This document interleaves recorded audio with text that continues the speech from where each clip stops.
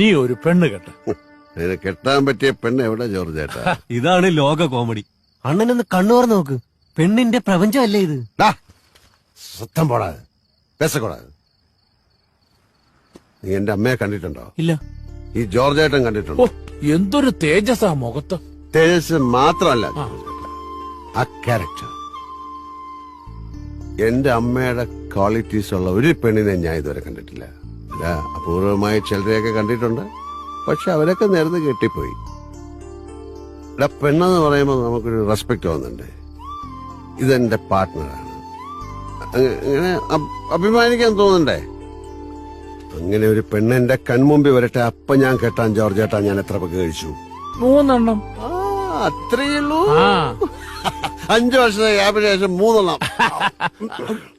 അയ്യേ, ഒഴിക്കോ ചേട്ടാ 3 എണ്ണം കൂടെ. കല്യാണി, കളവാണി.